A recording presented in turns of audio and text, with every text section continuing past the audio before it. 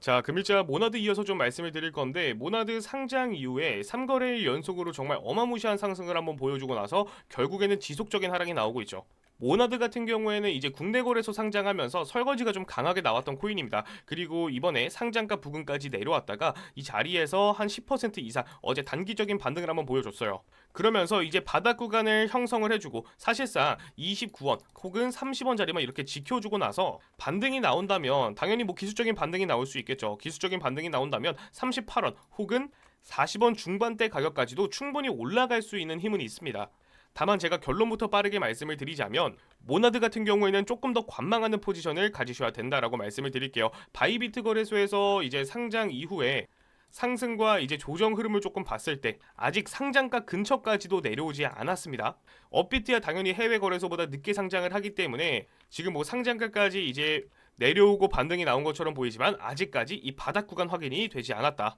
그리고 이 중요한 향방 같은 경우에는 뭐 메이저 코인이나 뭐 모나드 그리고 알트코인도 마찬가지로 이번 주 금요일 전후로 해서 결정이 될 가능성이 굉장히 높다라고 말씀을 드릴게요. 현재 비트코인이나 뭐 다른 알트코인들이 강하게 하락하고 있는 이유 같은 경우에는 한 5가지 정도가 있습니다. 결국에 일본이 금리를 인상한다라고 해서 이 전 세계적으로 해서 암호화폐가 떨어지는 건 아닌데 가장 중요한 건 뭐냐면 일본은 금리를 올리려고 하고 있고 미국은 금리를 내릴 준비를 하고 있다라는 거예요. 제가 12월 15일 이틀 전에 우리 구독자분들 위한 공유방에서 말씀을 드렸죠. 정리를 좀 간단하게 해드리자면 현재 일본의 금리 인상으로 인해서 가격이 다시 한번 떨어질 가능성, 지금 가격이 이렇게 떨어지고 있는 이유가 뭐냐? 전 세계적으로 돈이 많은 세력과 고래들은 기존의 투자를 어떻게 했냐? 일본은 금리가 거의 0% 가까웠습니다. 이자가 그만큼 싸다라는 거죠. 그렇기 때문에 일본에서 엔화를 낮은 이자로 빌리고 그 돈을 달러로 바꿉니다. 이자가 굉장히 저렴하기 때문에 이 돈으로 수익률이 높은 자산에 계속해서 투자를 해왔다라는 거예요. 이런 구조를 뭐라고 그러냐? 바로 엔캐리 트레이드라고 부르는 겁니다. 그런데 지금 완전히 뒤바뀌었다라는 거예요. 얼마 전 이 미국의 금리 인하 보시다시피 미국은 금리를 내리고 일본은 금리를 올리면서 미국과 일본의 금리 차이가 줄어들고 있죠. 굳이 엔화를 빌려서 달러를 바꾸고 위험 자산에 투자를 할 필요가 없어졌다라는 거예요. 그럼 일본이 금리 인상을 하게 된다면 엔화를 빌려서 투자되었던 이런 자금들이 한 번에 정리가 된다. 그렇기 때문에 특별한 악재가 없어 보여도 주식이나 코인들이 큰 하락을 보여주고 있다라는 거고 한국은행 오피셜에 따르면 글로벌 엔캐리 자금은 원화로 4,700조 어마무시하죠. 이 중에 단기적으로 청산 가능 규모가 원화로 약 40조 가까이 됩니다. 그렇기 때문에 다시 한번 추가적인 하락이 나올 수도 있다라는 겁니다. 모나드도 결국에는 여러분들 이제 어제 급등이 나왔다라고 한들 윗꼬리를 달아주고 오늘 추가적인 조정까지 상승분의 절반가량을 이미 반납을 한 상황이에요. 다시 한 번 더 29원 30원짜리 리테스팅하러 내려올 수 있습니다. 내려올 가능성이 굉장히 높고요. 그리고 이 자리 이탈 시에는 말씀드렸다시피 추가적인 하락 나올 겁니다. 해외 거래소에서 보셨다시피 아직까지 바닥 구간이 확인이 되지 않았다.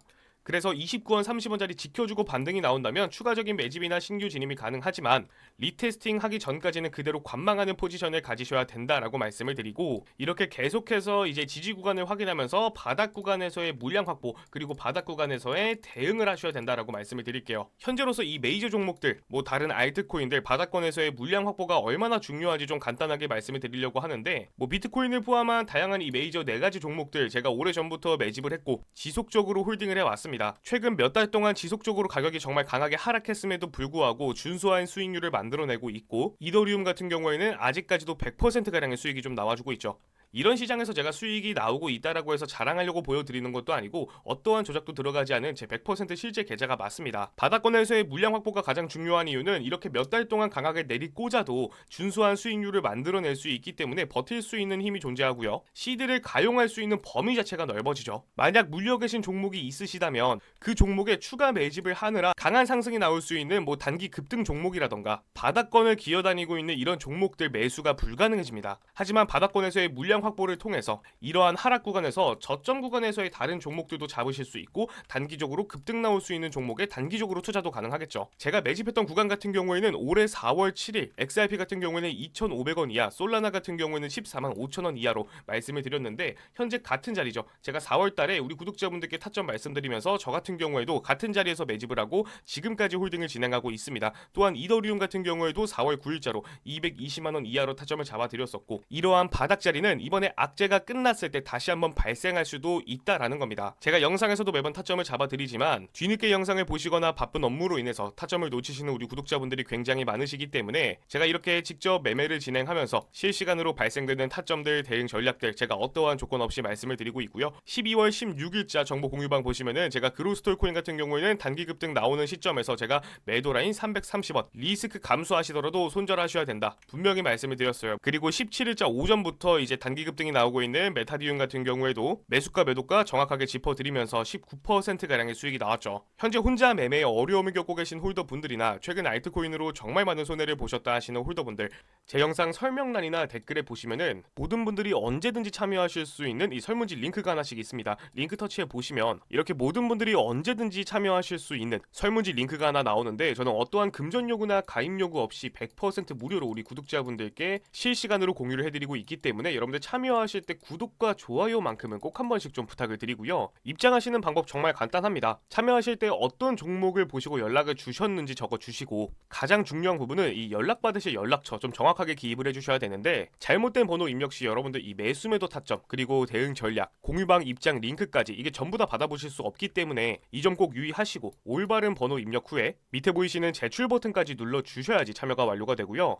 오늘 영상 좀 정리를 해드리자면 30원짜리나 이제 29원짜리를 이번에 다시 한번 지켜주고 반등이 나온다면 추가적인 매집이나 신규 진입이 가능하지만, 이번 자리를 이탈했을 때는 추가적인 관망이 필요합니다. 바닥자리가 확인되지 않은 해외 거래소에서도 이전 가격까지 내려왔던 경험이 있기 때문에 이전에 매도 물량 없이 그대로 한 번에 쭉 올렸던 구간이었기 때문에 추가적인 하락이 나올 수도 있는 자리입니다.